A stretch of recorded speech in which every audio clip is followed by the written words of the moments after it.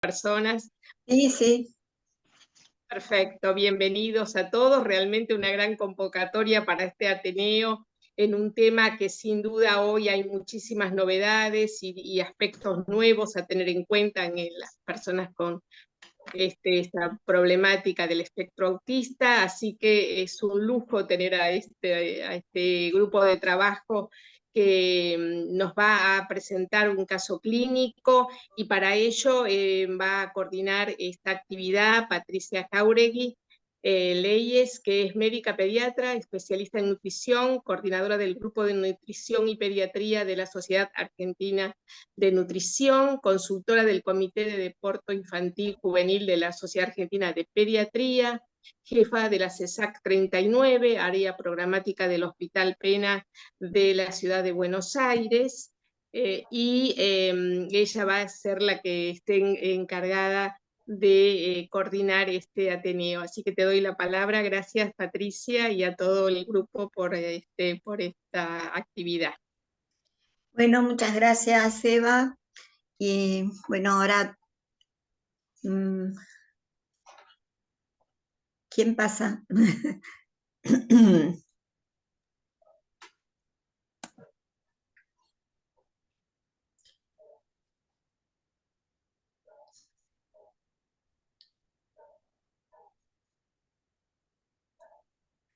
Sí, ya se ve la pantalla compartida. Se ve Bueno, bien, sí, ¿no? ahí está, Perfecto, perfecto. ahí está en modo presentación, perfecto. Bueno, muy bien. Bueno, Voy muchas pasando, gracias Patri. por estar acá esta tarde. El tema que vamos a tomar hoy es el abordaje del paciente que tiene condición del espectro autista. Nos parece importante tomar este tema porque creo que a todos los que hacemos pediatría en atención primaria, y con más razón los que tanto las nutricionistas como los médicos que hacemos, que estamos sobre todo haciendo atención primaria, tenemos cada vez más consultas de este tipo de pacientes que, bueno, ahora podemos englobarlo en esta condición del espectro autista, pero que son chicos que son, como dicen las madres, son chicos raros, que tienen dificultades en la aceptación de los alimentos nuevos, que tienen dificultades también en comunicarse, en la interacción social, en contar bien lo que les pasa, y se caracterizan sí por tener algunos patrones típicos y repetitivos en el comportamiento, y muchas veces nos plantean las dudas de si realmente tienen una cosa orgánica que los está llevando a esta gran selectividad alimentaria que presentan. Y bueno, entonces, entre todos, ya el año pasado hicimos una revisión de este tema y tuvo también mucha repercusión. Entonces, este año decidimos volver a trabajar este tema, y esta vez presentarlo directamente como sería una consulta, cómo nos llega el paciente con las condiciones clínicas, para que se dimensione la complejidad de los síntomas del paciente y la necesidad de trabajar a este tipo de pacientes en forma de intervenciones y manejo interdisciplinario y multisectorial. En la presentación de este Ateneo van a estar la doctora Cecilia Araujo, que es médica pediatra, especialista en nutrición infantil, es médica de planta del Servicio de Nutrición y Diabetes del Hospital de Niños Ricardo Gutiérrez, e integrante del Grupo de Trabajo de Nutrición en Pediatría, y va a estar la licenciada Mariana Pérez, que es licenciada de planta del Hospital Rivadavia. Aparte, Mariana es puericultora, es integrante del Comité de Alergias Alimentarias de la Sociedad de Alergia, Asma e Inmunología de Buenos Aires, y es la segunda secretaria del Grupo de Nutrición y Pediatría. Y también la doctora Adriana Roussos, que es médica pediatra, especialista en nutrición, es la jefa de la sección Nutrición y Diabetes del Hospital de Niños Ricardo Gutiérrez e integrante del Grupo de Trabajo de Nutrición y Pediatría. Bueno, creo que nos vamos a empezar a enriquecer todos a partir de este caso clínico. Ceci. Hola, buenas tardes a todos. Gracias por unirse y por interesarse en este tema que la verdad es que a nosotros como grupo de trabajo nos interesa muchísimo y creemos que hay que estar en educación continua con respecto a esto y teniendo los diferentes abordajes en consideración. Bueno, les contamos un paciente que llega a la consulta con 5 años y un mes. El motivo de consulta a nutrición es selectividad alimentaria. Como antecedentes personales, un chico que tenía como antecedente un embarazo controlado, sin ninguna complicación, había nacido de término, la cesárea fue por diagnóstico materno de trombofilia. Además tiene un hermano mayor que también había tenido cesárea. El peso de nacimiento fue 1,9 kg, alta No, dos. conjunta. ¿Cómo? Dos. Perdón.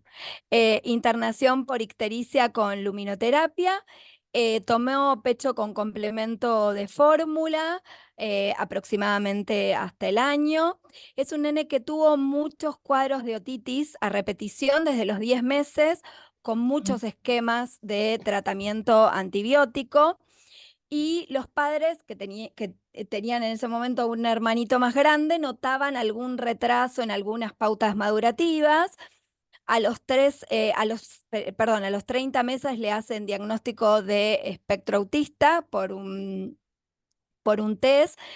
Y en ese momento en el que lo conocemos, estaba realizando terapia ocupacional con integración sensorial porque tenía un perfil de trastorno de integración sensorial, que es muy común en estos pacientes.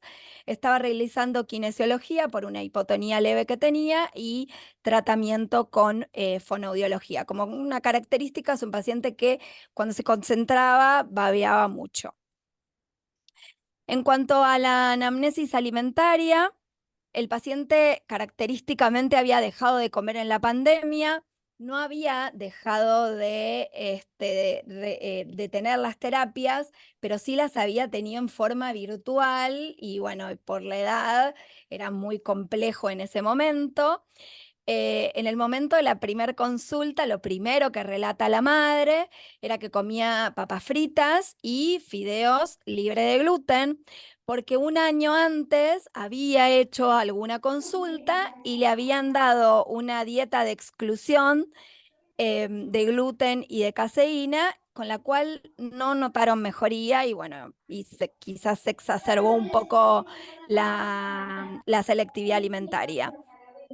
Paciente constipado, incluso con el uso de lactulosa. Y en el momento de la consulta había deposiciones, las deposiciones ya se habían vuelto más frecuentes y tenía algunos escívalos y estaba en tratamiento con vitamina B12 semanal sin tener ningún tipo de laboratorio. Con respecto a la antropometría, en ese momento pesaba 20 kilos y medía 115 centímetros, que con respecto a peso y talla tenía un Z-score de más 0,6 y un Z de talla de más 1,1. O sea, estaba impecable, pero bueno, había muchas cuestiones que ocuparse. Y acá un poco pensamos en ver si alguno se anima a hacerlo un poco interactivo, qué conductas en ese momento uno podría tomar, qué planes de estudios, y bueno, y nosotros vamos a seguir con las indicaciones que le dimos con respecto a la alimentación y a la suplementación. No sé si alguno de los que está escuchando, que no sea parte de nuestro grupo, se anima a sugerir o qué le pide a los pacientes que llegan a la consulta por selectividad alimentaria, sobre todo con estas características, o qué le pediría, o si no se animan, seguimos.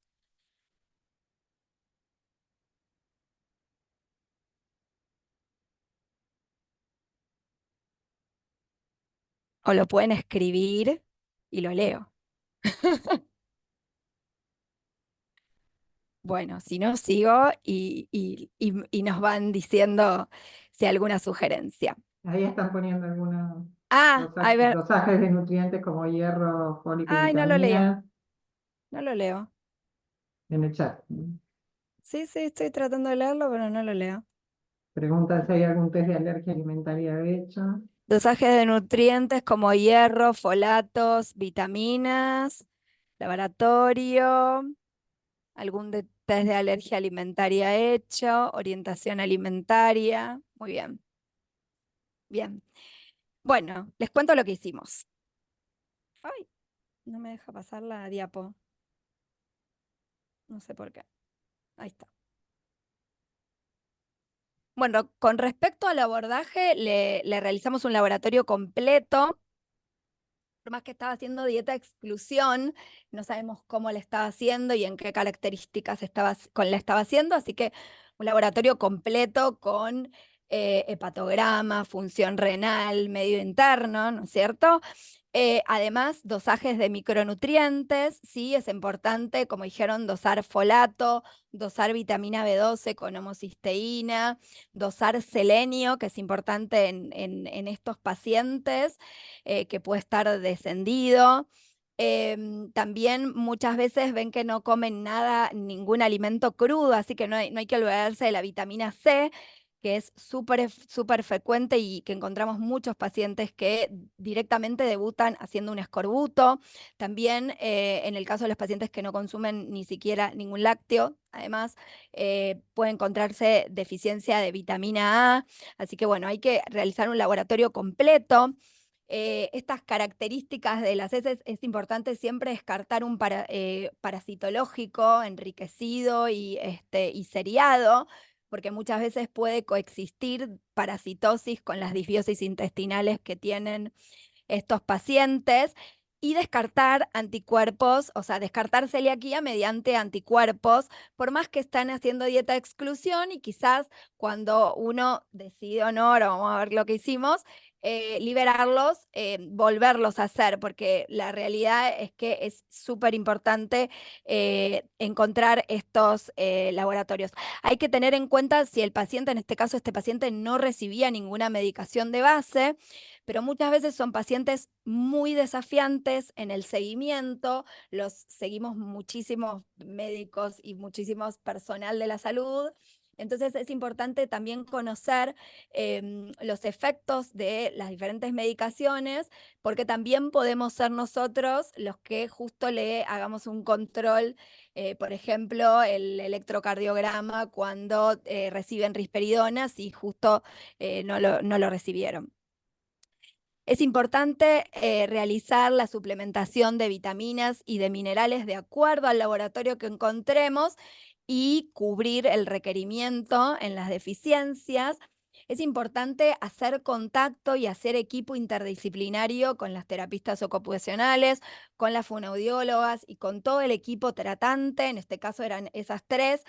Muchas veces es necesario de tratamientos cognitivos conductuales para abordar las selectividades alimentarias y también muchas veces es necesario de sensibilización, que son muy expertas en hacerlos las terapistas ocupacionales, pero necesitan también de la mano nuestra de quizás elegir qué alimento dentro de grupos de alimentos por texturas, como los categorizan de acuerdo a lo sensorial, nosotros quizás podemos ayudar a elegir en cuanto a lo que es calidad de alimentos.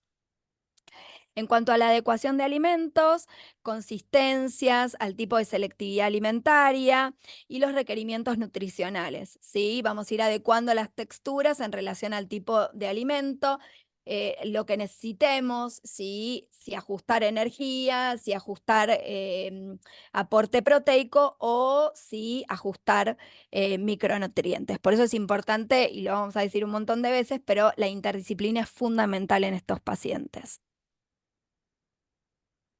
Ahí se ve Mari. Bueno, ¿qué tal? Buenas tardes. Yo voy a seguir con el tema de la intervención nutricional que se hizo en el caso de este paciente, de qué manera se abordó.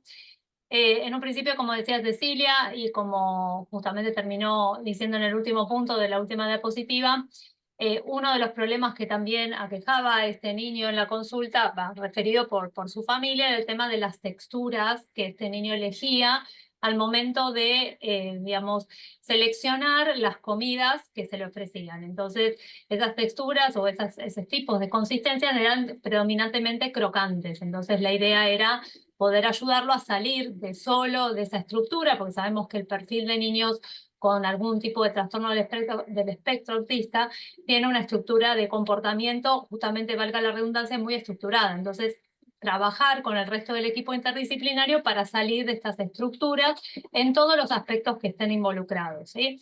Entonces, se trabajó el tema de texturas, del tipo de alimentos para elegir y las formas de preparación aceptadas, o sea, se hacían sugerencias, ¿no? Por eso el trabajo en conjunto con con el terapista ocupacional para ofrecer el tipo de preparación es más acorde en este caso. Y después, en la consulta con el terapista ocupacional, ver de qué manera se puede lograr esta aceptación. Siempre hacer hincapié que la incorporación de alimentos sea en forma gradual, por supuesto no va a ser de forma automática ni tampoco rápida en el tiempo, sino que va a ser gradualmente y respetando los tiempos de cada niño. Por supuesto, siempre adecuar el plan alimentario propuesto a los requerimientos nutricionales calculados para la edad de cada niño, en este caso para un niño en edad preescolar, ¿sí? Requerimientos en cuanto a proteínas, vitaminas, o sea, micronutrientes y energía. Que la alimentación sea variada y eliminar todos aquellos alimentos solamente cuando se demuestre que exista una intolerancia real por parte del paciente. Y esto es fundamental tenerlo en cuenta en cuanto a nuestra visión, a nuestro criterio, tal vez en el manejo, en el abordaje de este caso en particular y en los casos en general que abordamos en forma interdisciplinaria desde lo alimentario.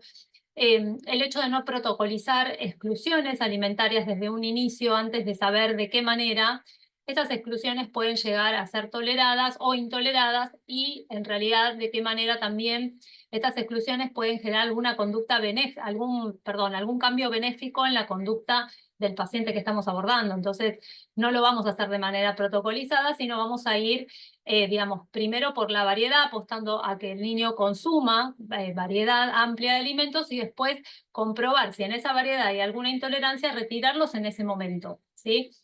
En este caso, el niño, la familia refería no ver ningún beneficio extra al estar excluyendo lácteos o sea, caseína de los lácteos y gluten, entonces por lo tanto se decide ofrecer este grupo de alimentos también en su alimentación y observar lo que pasa.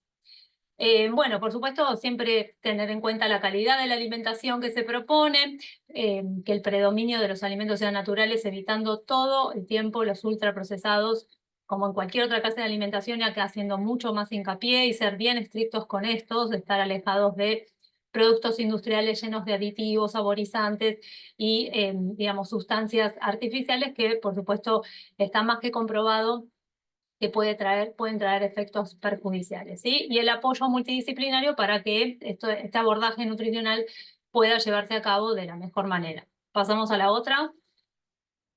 ¿Tenés la otra, Ceci? Ahí está, bien. Bueno, las estrategias que se aplicaron en este caso para abordar la hiperselectividad que este niño presentaba, porque ya sabemos que como bien se relató en un principio, el niño aceptaba muy poca variedad de alimentos, entonces hay que trabajar desde lo muy poco variado, de la selectividad muy acentuada, e ir aumentando, digamos, ampliando cada vez más. Y por supuesto esta ampliación lleva tiempo y lleva paciencia y lleva técnica, ¿sí? Entonces esta técnica tiene que ser abordada en conjunto, iniciando la propuesta desde el punto de vista nutricional y luego que esta propuesta sea acompañada por el resto del equipo. Entonces, una de las cosas que empezamos a incluir dentro de este abordaje de la hiperselectividad es también el afrontar la cuestión de la neofobia, que es la introducción de los alimentos nuevos, que es algo no del todo sencillo, es un proceso bastante complejo, pero que se puede, con mucha paciencia e insistencia y de manera correcta, se puede lograr. Y por supuesto se evaluará el perfil de cada paciente y la conducta también con la cual se maneje la familia, ¿no? Frente a esta incorporación de alimentos nuevos. Entonces, se decidió incluir un alimento nuevo siempre da uno por vez y solo en una comida al día, preferentemente en horas del día y no de la noche, que suelen ser horas en donde los niños están digamos, más cansados, están como con pocas ganas de aceptar desafíos y más en estos casos en donde los niños tienen conductas que tal vez, bueno, lleven a un rechazo mucho más frecuente que en otros casos de selectividad o sea, que estén fuera del trastorno del espectro, como en este caso. También se tomó la premisa de que ese alimento nuevo sea parecido en alguna de sus características, tanto organolépticas como nutricionales, de alguno de los alimentos ya aceptados.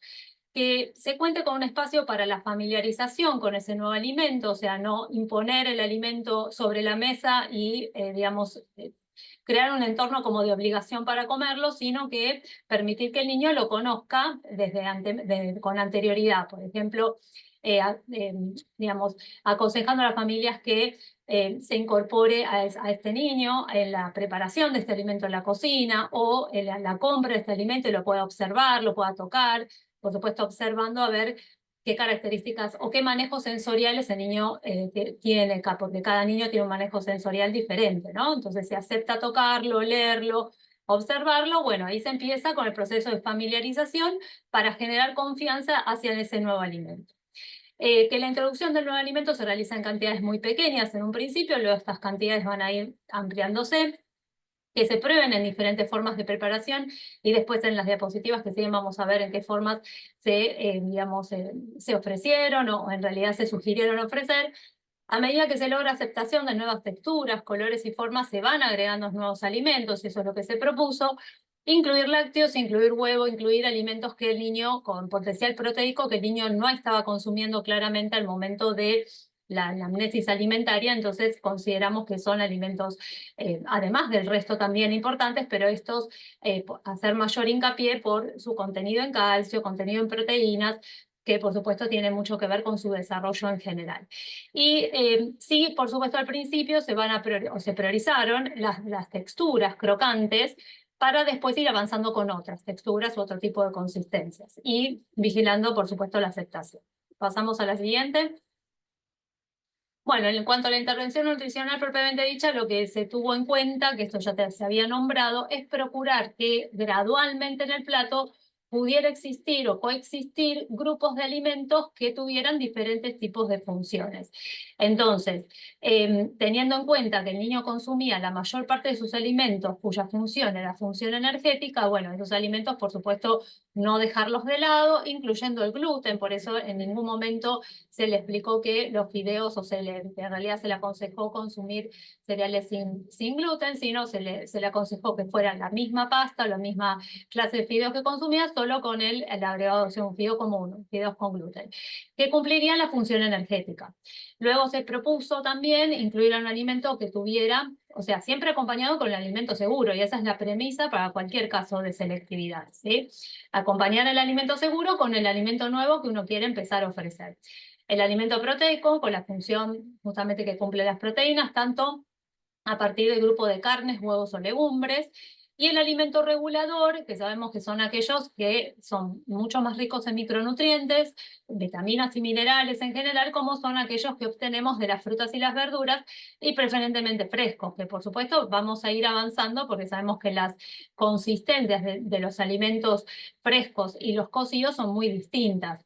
Y como dijo Cecilia en un principio, sabemos que estos niños, o sea, el patrón característico de estos niños es justamente poder observar que consumen muy poca o a veces nula cantidad de vegetales y frutas o tipos de vegetales y frutas en su forma fresca, y esto es un gran desafío para el abordaje nutricional, empezar a incorporarlos. Entonces, ¿de qué manera? De una manera gradual, de una manera muy progresiva y observando siempre la conducta de este niño al ofrecer esta clase de alimentos. Entonces, por eso yo puse, digamos, como ejemplo, ¿no? Puse en la foto de la izquierda el plato con los fideos y algún alimento proteico.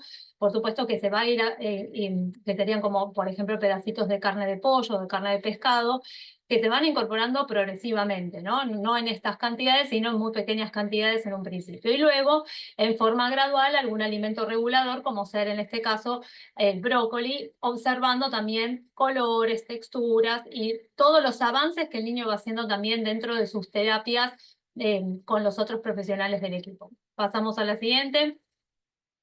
Bueno, y acá más extenso está justamente, o más explicado, está cómo yo pensé el abordaje de diferentes texturas o consistencias para ir, digamos, ofreciendo a este niño y probando observando la aceptación. Entonces, fuimos viendo con la familia de qué manera el niño podía avanzar desde los bastones de papas fritas que la familia, digamos, refería que el niño, que eran de su gran preferencia, por otro alimento similar, que era, en este caso, bueno, propuse el tema de otro tubérculo, que es la batata, también se podría haber incluido por ahí mandioca, y también en bastones, siempre respetando esta forma, o sea, respetar en principio la forma, cambiando el tipo de alimento.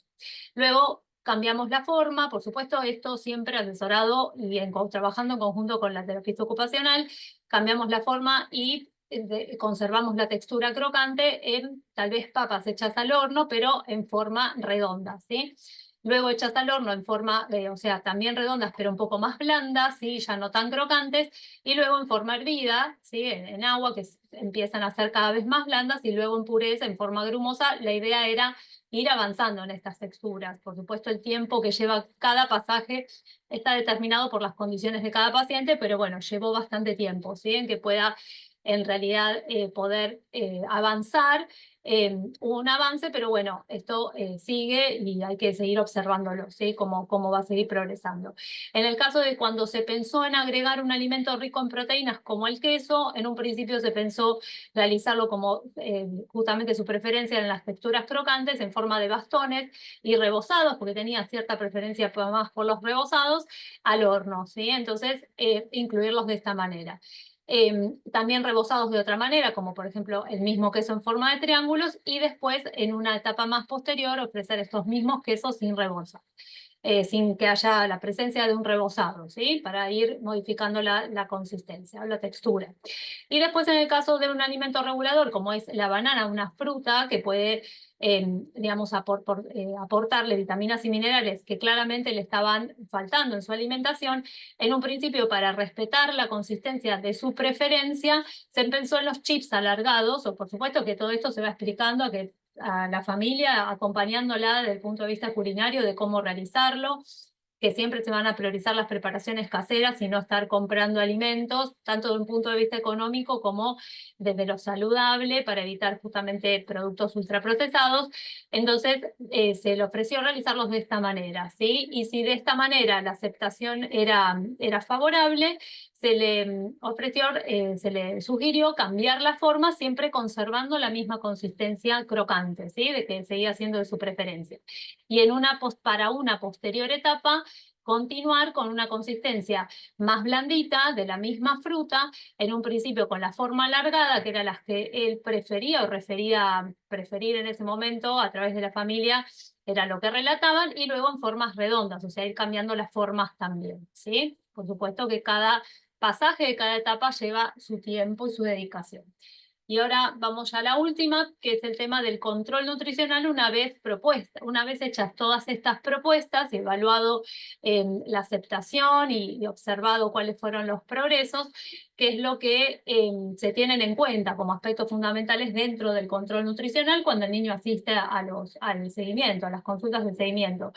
Bueno, ¿qué tipo de alimento o de alimentos fueron incorporados y que fueron aceptados favorablemente y cuáles no? Entonces se va evaluando cuáles rechaza, por qué, si es consistencia, si es tipo de alimento, si esto se trabaja también con el resto de los profesionales del equipo, especialmente con las terapistas ocupacionales.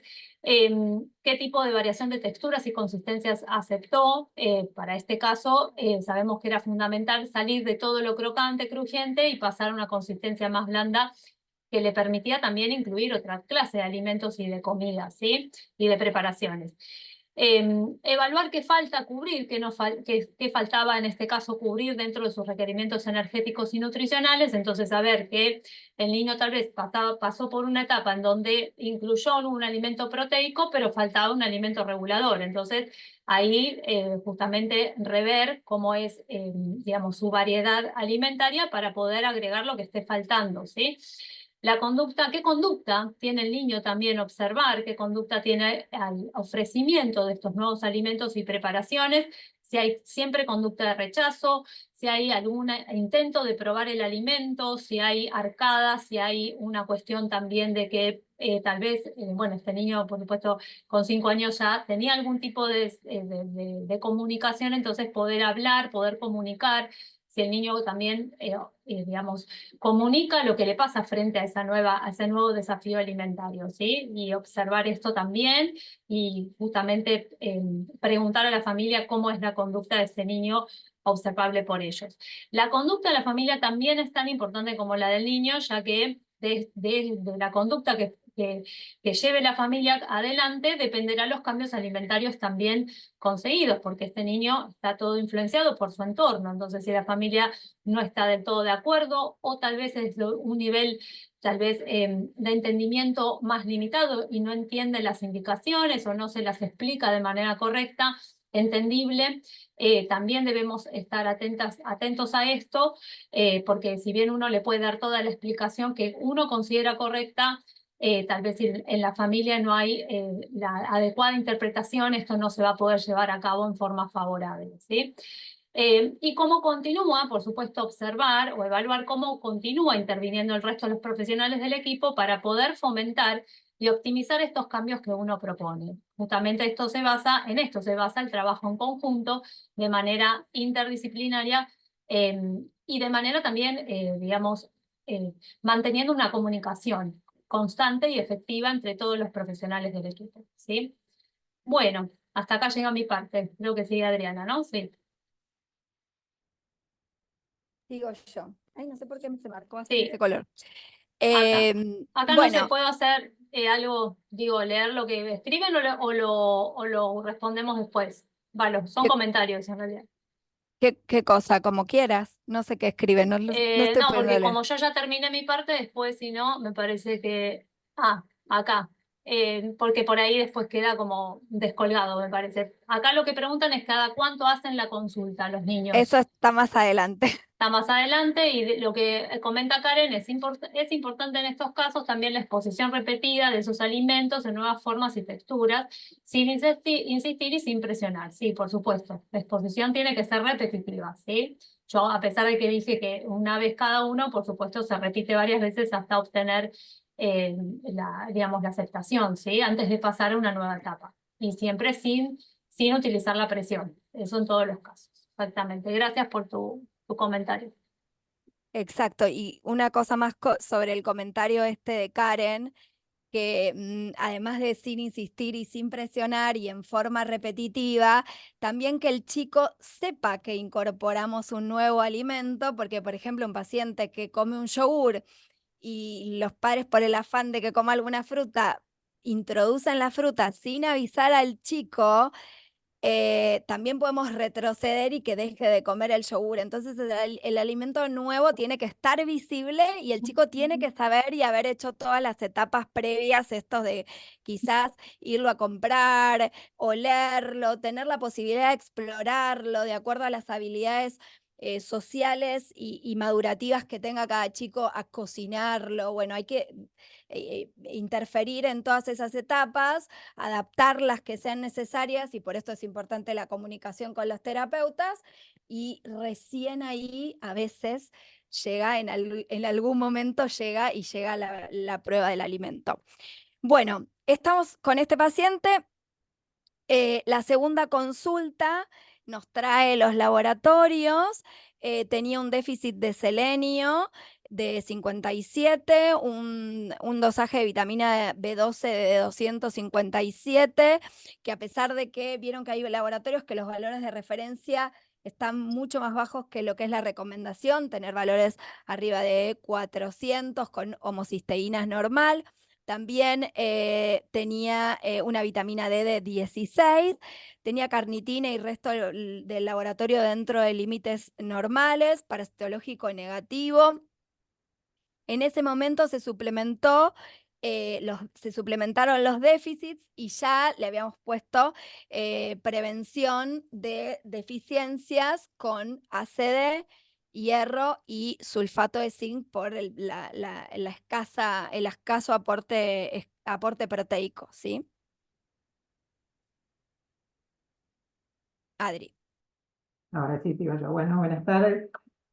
Un poco esta parte es como para englobar por qué se pueden dar en general en estos chicos presentan cuadros tan diferentes según cada uno, porque en realidad las condiciones o trastornos del espectro autista es un amplio justamente espectro de cuadros diferentes en los cuales se va cada vez conociendo más de sus factores genéticos involucrados, epigenéticos, factores ambientales, y entonces lo que predomine en más o menos en cada uno es determinante de cada paciente. Entonces, los factores que pueden influir son múltiples, ¿no? Entonces, por un lado, casos como este, donde la ingesta es inadecuada por distintas causas, por selectividad, por rechazo a ciertos grupos de alimentos.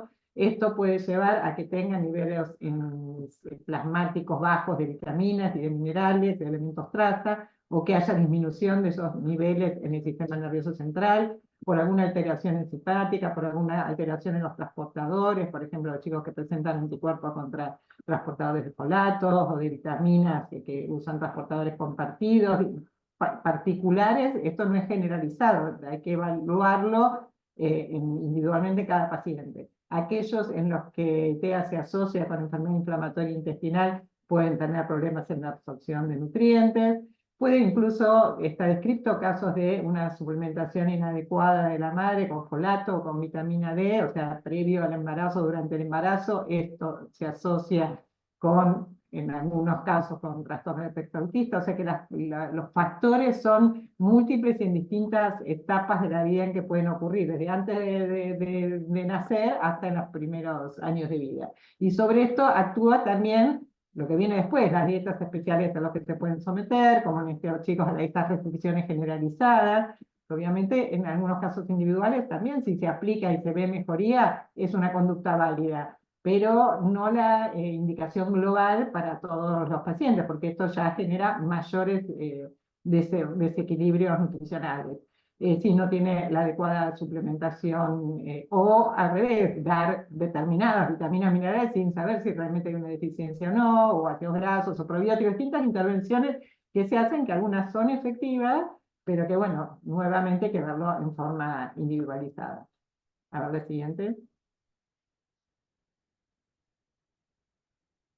Estoy intentando pasar y no pasa, ¿eh? Sí, sí, ya veo. Ahí Ahí está. está bien. No, ahí está.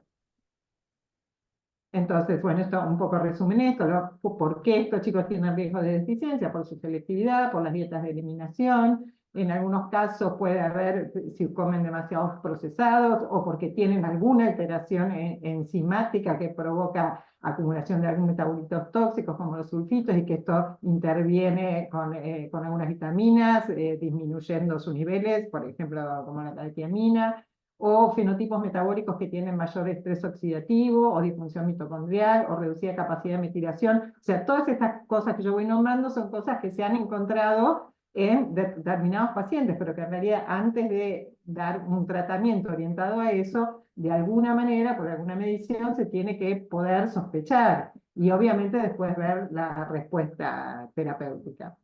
A ver, la siguiente. Entonces, esto, por ahí voy a saltear la primera parte, que ya lo habló mucho Mariana, la evaluación de historial alimentaria y qué está comiendo, saber si está haciendo una dieta de exclusión, porque es muy común que nos venga a la consulta ya, como en este caso, con alguna dieta de exclusión.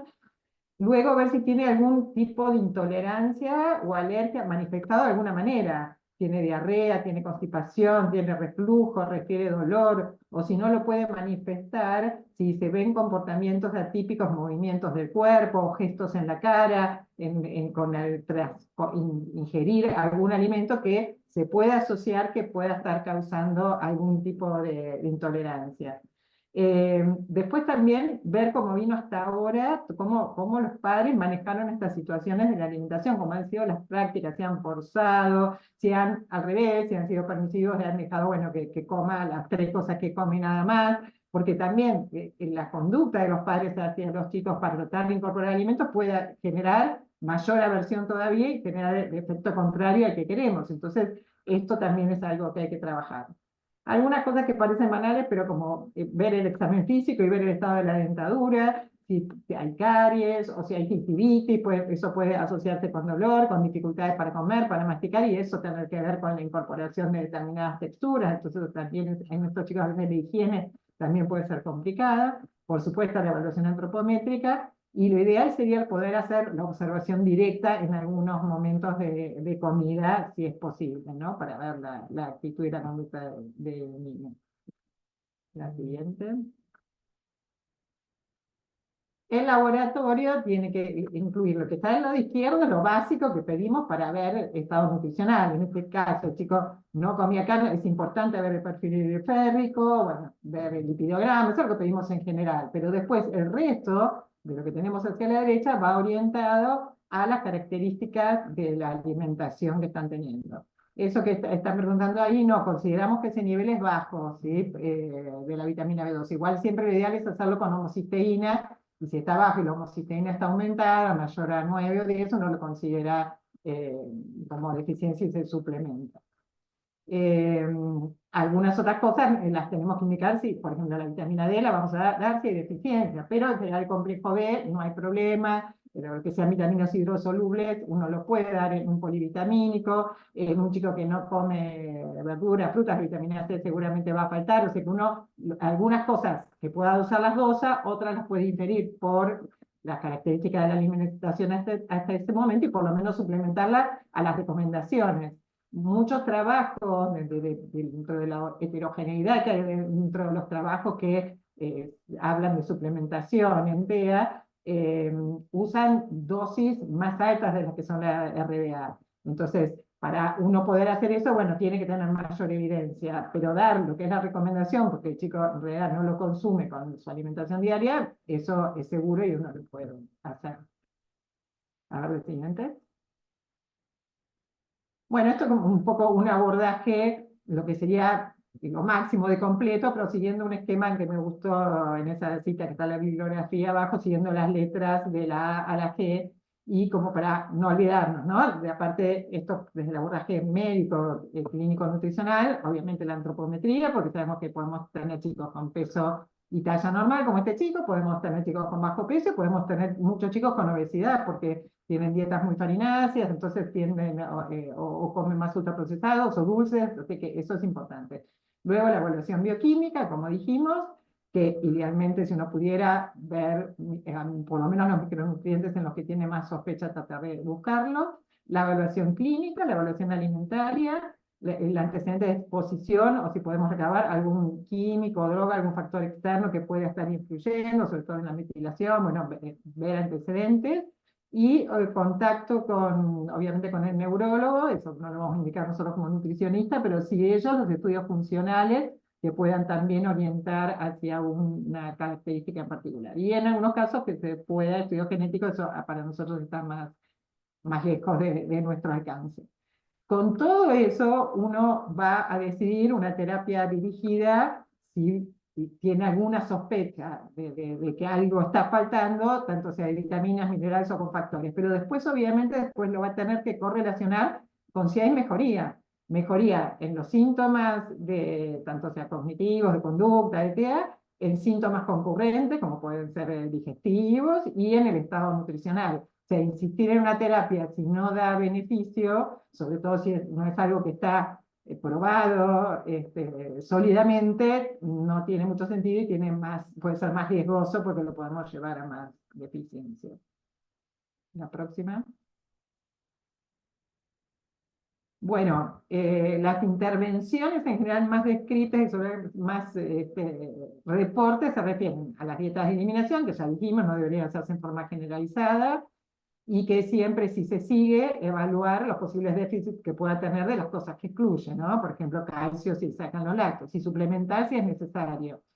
Y con esto es importante, volviendo a la suplementación, por lo menos las recomendaciones, tener en cuenta que todo lo que mencionaba Mariana antes y lo que yo voy a nombrar acá, que comparto con eso, son intervenciones que llevan mucho tiempo. Entonces, mientras tanto, el chico tiene que recibir lo que le está faltando y no recibe con el alimento, hasta que puede incorporar verduras, hasta que puede incorporar frutas, porque además el estar con su va también seguramente mejorar su capacidad de responder a estas terapias, ¿no? Entonces ya hablo mucho de lo que es de la terapia ocupacional, de todo lo que es el procesamiento sensorial, esta sensibilización por etapas, de ver, oler, tocar, saborear, comer, que esto es algo que lleva su tiempo, intervenciones más sobre comportamiento, que eso también tiene que ser alguien especializado, que tenga que ver con reforzamientos, con otras formas relacionadas con la conducta de acercarse al alimento nuevo. Y también hay protocolos de intervenciones mediadas por padres, así como también existen para lo que es la parte conductual del autismo, también para la incorporación de alimentos, para lo cual tiene que haber un buen profesional que guíe con esto y padres que puedan realmente llevarlo a cabo, y en realidad eso puede ser también beneficioso, y porque lo pueden además aplicar con más frecuencia de lo que son las terapias a las que el chico concurre. O una cuestión combinada, un poco de todo eso también sería lo ideal. Creo que esta es la última, ¿no? Bueno, esto un poco ya lo mencioné, suplementación preventiva a las RDA, de las cosas que pensamos que están faltando, y terapéutica cuando realmente hay una deficiencia. Acá hizo una pregunta Lilian, pero no la llegué a ver. Hay pacientes que rechazan colores, lo que hace muy difícil variar, incluso sí, el tema de los medicamentos, bueno, ahora después Ceci seguro lo va a hablar, pero es así, los colores también, pero a veces, como dijo Mariano, uno tiene que ir por grupo de alimentos, porque si el verde lo rechaza, pues el brócoli no lo acepta, pues el coliflor que es blanco y se puede mezclar mejor con los fideos, o uno tiene que hacer que lo cocine cuando el chico no está, para que no sienta el olor, y entonces ya en frío mezclarlo con la preparación, que ya no le va a afectar tanto lo que es visual, pero siempre, como dijo Ceci, sin engañar, porque los chicos detectan hasta el cambio de marca de un yogur. He pasado que los padres le ponen en el otro envase el yogur nuevo, y el chico se da cuenta, entonces deja de comer el yogur, directamente borra todo el grupo. Entonces hay que ser muy cauteloso, y el chico tiene que saber que se está presentando algo nuevo. ¿Alguna más? Bueno, de vuelta no pasa. Está Ahí va. lento el pasaje. Ahí está. Listo, ahí está, la tercera consulta. No, e incluso, cosa que me ha pasado con la mejoría de algunos productos para sacar sellos de los alimentos, que nos ha pasado a todas en el consultorio, que por ahí chicos que incorporaban algún alimento, sea algún yogur, sea algún postre, por más que no sea indicado que era un alimento seguro para ellos, y que cuando cambiaba la composición, lo dejaban de comer, y a veces no tiene que ver solo con lo sensorial, porque por ahí el chico, el padre lo lleva o la madre lo lleva, el chico va, compra ese alimento de vuelta y se da cuenta que es el alimento que venía consumiendo y lo vuelve a probar. Entonces a veces hacer todo ese caminito de hormiga, de que se dé cuenta que esa rutina está, también es válido, ¿no? Por más que cambie la composición.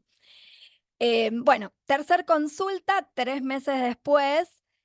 No todos los pacientes responden tan rápido, pero bueno, queríamos contar este paciente porque era algo como diferente del manejo, en cuanto a que le tuvimos que sacar la exclusión que tenía y todo. El paciente mejoró mucho, mejoró concentración, mejoró lectoescritura, mandó videíto escribiendo sus primeras letras y comiendo alimentos con bastoncitos.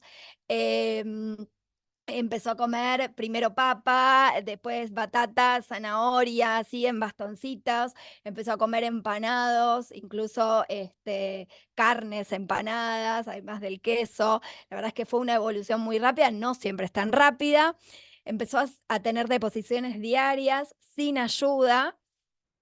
Habíamos sacado el lactulón que le daba tanta distensión y dolor. Antropométricamente seguía creciendo muy bien. Luego de esa consulta, en el transcurso posterior, la madre se comunica para contarnos que tuvo una otitis, que era terrible porque había dejado de comer. Obviamente con la otitis estaba con tratamiento antibiótico.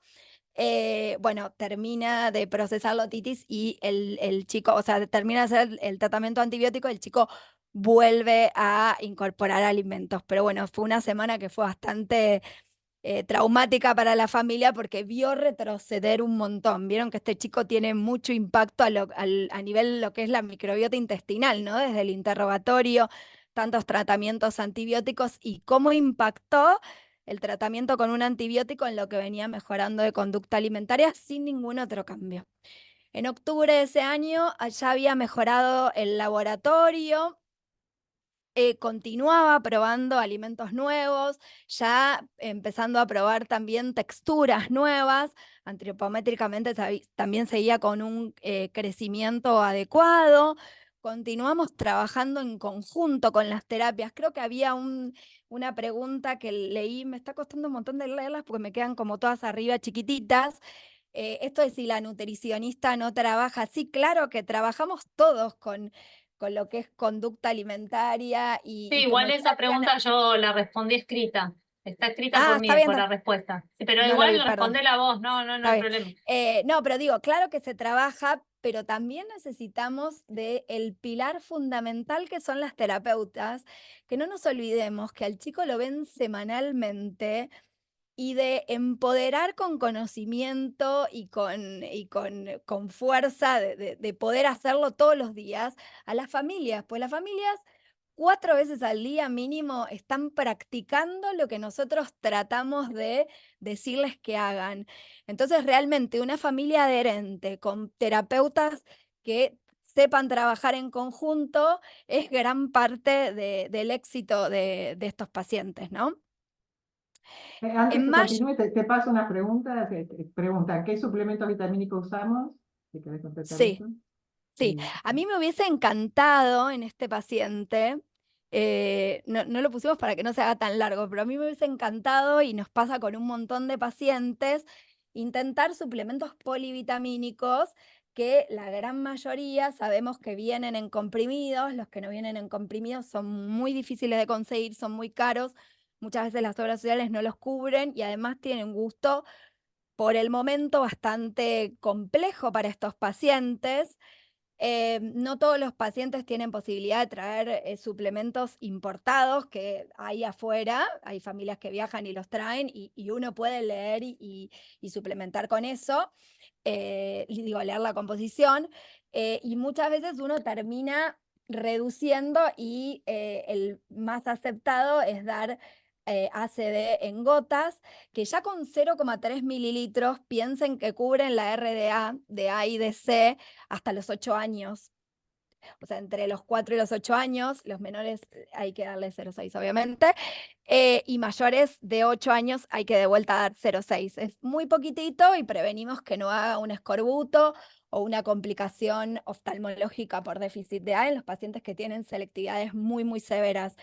Y después cubrimos de acuerdo, como dice Mariana, vamos mirando de los grupos de alimentos qué macro y micronutrientes vamos cubriendo, y de los que no hay deficiencia, de todos modos, la cubrimos la recomendación. Con respecto a la vitamina B12, este paciente la única que quiso tomar fue la que es líquida, que esa que tiene como medio un saborcito a frutilla, que todos conocen, y nos basamos en las recomendaciones de las guías de la Sociedad Argentina de Pediatría, que está muy bien caracterizado con qué valor, cuánto hay que suplementar. Y bueno, de hierro también, la recomendación para edad. La verdad es que es un trabajo que tiene que ser interdisciplinario porque es muy minucioso y uno va viendo cómo el chico va progresando y uno tiene que ir poniendo, como va progresando, como va retrocediendo, uno tiene que ir poniendo, sacando suplemento, que nosotros siempre les explicamos a los padres que es como si fuese un bastoncito que se mantiene hasta que el chico va logrando la habilidad de comer ciertos alimentos que están dentro del grupo que cubre ciertos requerimientos de vitaminas y minerales. Y el selenio se cubre salvo que uno solo quiera cubrir lo que está en un polivitamínico, el selenio cuando requiere tratamiento es importante mandar a hacer valoración cardiológica y endocrinológica porque puede alterar, puede tener compromiso cardiológico que está escrito, es muy, muy, muy infrecuente, y valoración del perfil tiroideo porque puede alterar la secreción de hormonas tiroideas. El déficit de selenio se suplementa con comprimidos o también se puede hacer un preparado magistral para el paciente que no tolera comprimidos. Y en cuanto a el zinc, generalmente los pacientes toleran muy bien el preparado magistral de zinc, que se puede mandar a hacer a cualquier farmacia que hagan preparados magistrales, y en el que no existe en comprimidos también, porque hay pacientes que por ahí ya tienen medicación y aceptan mejor el comprimido que el jarabe. Es importante ir conociendo cada paciente qué perfil va teniendo sensorial y conductual, ¿no es cierto? E ir tratando de, bueno, de adquirir que vaya tomando las vitaminas que nosotros queremos. El formato hay que buscar el que el paciente mejor tolera. No es tan fácil a veces no es tan fácil, a veces es muy desafiante hasta que uno encuentra qué vitamina puede tomar nuestro paciente. En mayo del año pasado se comunica nuevamente con nosotros, no viene presencial. Había empezado primer grado, enorme desafío para nuestro paciente, pero claro, había mejorado mucho desde sus habilidades del neurodesarrollo, empezó a compartir recreos con sus compañeros y empezaron a desplazarse en forma bastante brusca los alimentos reales por ultraprocesados, volvió a tener descenso de micronutrientes.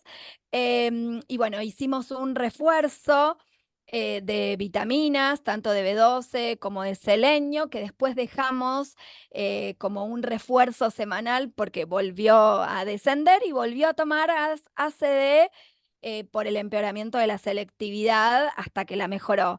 La realidad es que fue un reajuste breve que hubo que hacer con este paciente, pero esta parte de la evolución la queríamos contar como para que vean, así como una intercurrencia infecciosa, a veces situaciones perpetuadas que son estresantes para el paciente, o también mejorías cognitivas, hacen que el paciente vaya como volviendo un pasito para atrás en lo que es la selectividad. El camino no es tan lineal como uno a veces quisiera.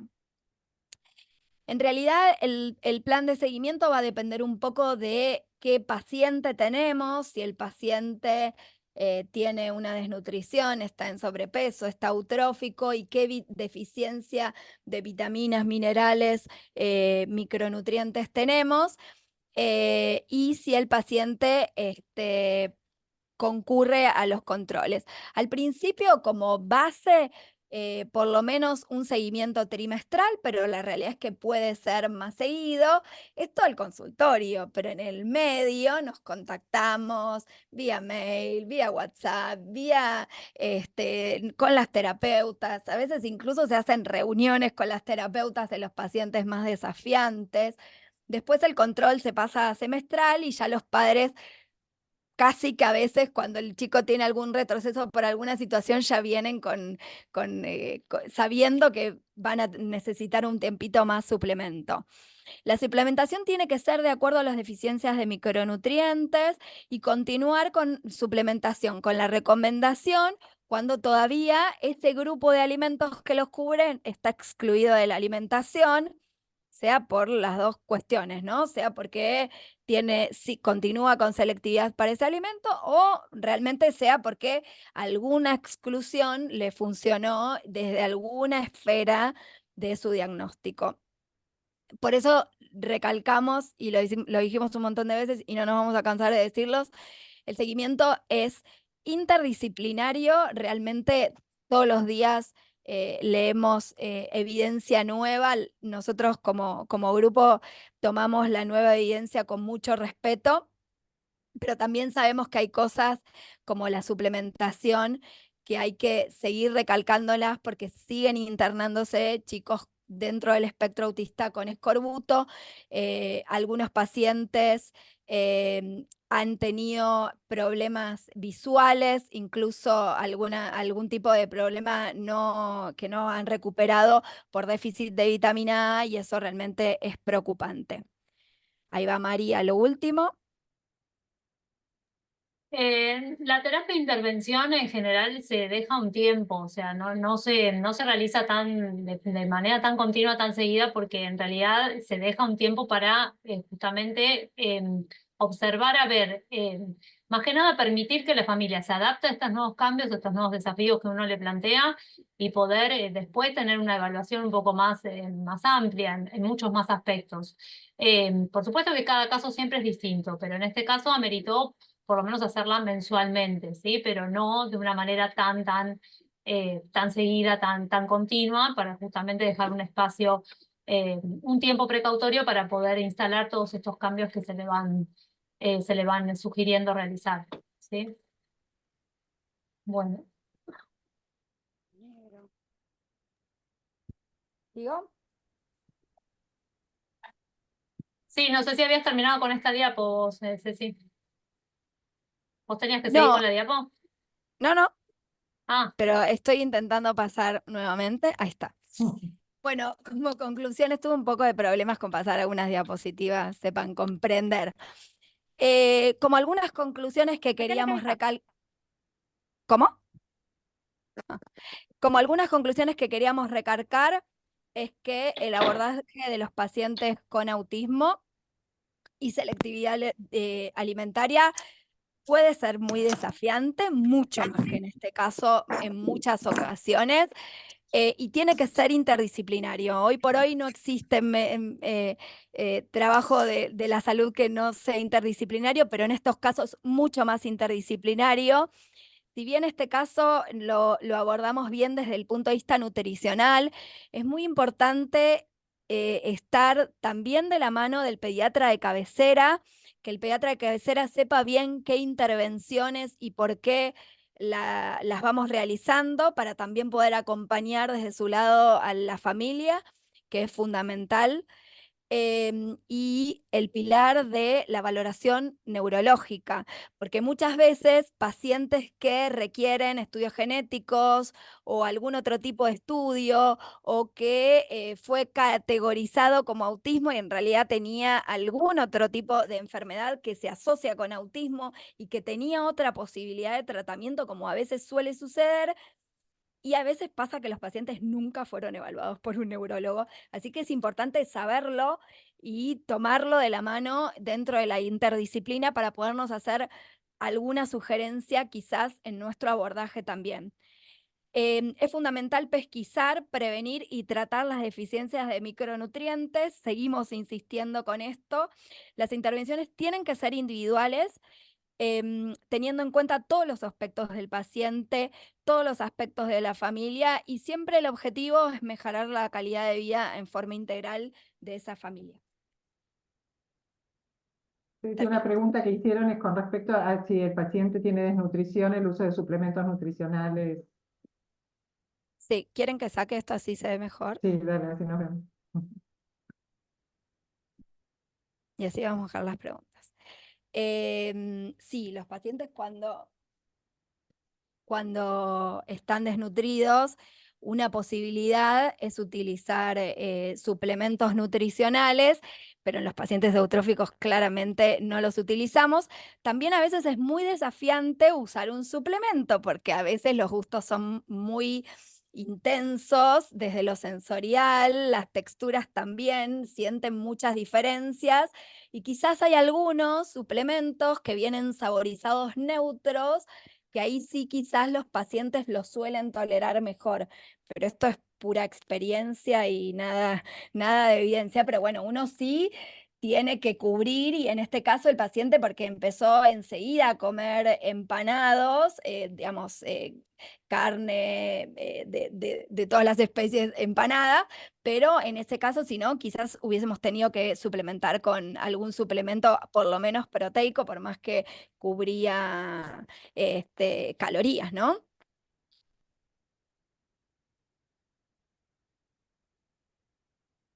A ver si hay alguna pregunta más.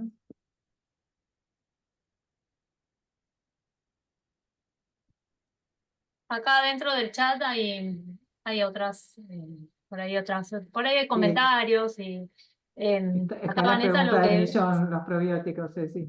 sí, Ah, eso, sí, eso es bueno, una pregunta también. lo Bueno, sí, porque digo esta pregunta estaba más arriba, era una de Estaba las más primeras. arriba. tal cual, bueno. Vamos a seguir el orden. No quisimos meter en tema, porque la realidad es que hoy no hay evidencia científica para decir que hay un probiótico específico para autismo. Yo creo que no sé si puede haber uno para un espectro de pacientes, me suena poco lógico de pensar. Pero bueno, cuando lo conocimos, este paciente realmente estaba bastante comprometido estaba distendido, con dolor de panza, constipado, tenía muchos tratamientos antibióticos encima por sus otitis de chiquito. Estaba con poco estímulo para esa microbiota más allá desde la alimentación, desde lo social, porque estaba post pandemia. Así que este paciente recibió probiótico, si bien no hay evidencia de en todos los pacientes poner. Cuando hizo la otitis, como estaba recibiendo un probiótico que no es específico para una infección o para un tratamiento antibiótico, le cambié el probiótico a uno que sí tiene evidencia para eso y empeoró. Puede ser multifactorial, no lo sabemos, no volvió a tomar nunca más antibiótico, así que no lo sabemos. Pero bueno, en este paciente fue efectivo. La realidad es que lo necesitó 3, 4 meses y después se pudo retirar. Tampoco hay evidencia eso de cuánto tiempo, por eso lo excluimos. Y dijimos, bueno, lo contamos si nos lo preguntan, pero realmente no hay evidencia. Quizás uno los puede pensar. A mí lo que me da la sensación es que acá en Argentina tenemos más reticencia de usarlos que lo que tienen afuera, sobre todo preguntando a diversos referentes a nivel mundial, pero bueno, sí se puede utilizar. De vuelta, como todo, no generalizar a todos los pacientes, ¿no? Los probióticos realmente son seguros, salvo que el paciente tenga una inmunodeficiencia, está haciendo quimio, tenga un catéter, son seguros. Y lo peor que puede pasar es que no tenga ningún beneficio, así que este paciente recibió probióticos. No es que no hay uno que recomendar porque no hay evidencia científica. Uno con la experiencia puede ver quizás cuál es el mejor. Uno podría pensar en algún lactobacillus o bifidobacterias por la característica de que uno los asocia con microbiotas saludables y que además característicamente son productores de GABA, que por si alguno no lo recuerda es el neurotransmisor inhibitorio fundamental, y a veces en estas condiciones se encuentra desbalanceado lo que es neurotransmisor excitatorio a favor del inhibitorio, pero no hay uno en específico en que uno diga es este y estoy segura que va a andar bien. No es así, no todos los pacientes funcionan con probiótico. De vuelta, son intervenciones que si uno decide hacerlas, lo correcto es valorar si fue efectiva o no, y lo que no es efectivo hay que discontinuarlo, ¿no es cierto? Creo que estamos en hora. La verdad que estuvo súper interesante. Eso lo demuestra por la cantidad de preguntas, de comentarios y de felicitaciones que hay en el chat. Es re importante plantear este tema, volverlo a tratar, ir actualizando, como bien dijo Ceci, y como dijo también Adriana, y Mariana, está todo el tiempo apareciendo material sobre esto, y en realidad la evolución de cada paciente y el trabajo interdisciplinario, intersectorial, la participación de la familia y los lugares donde se va insertando el niño son los que van marcando el camino de cómo seguirlos. La verdad que como grupo de pediatría les agradecemos a todos los que estuvieron, que se quedaron, que nos preguntaron, porque para nosotros es un gran estímulo para seguir leyendo y trabajando este tema. Así que muchas gracias. Estamos en hora, así que nos tenemos que ir. Creo que esto va a quedar colgado en el YouTube de la página de la SAN, así que los que lo vieron y quieren volver a verlo, los que no pudieron estar, lo van a encontrar ahí. Chau. Bueno, Buenas noches y gracias por estar. Buenas noches a todos. Muchas Chau, chau. gracias. Chao.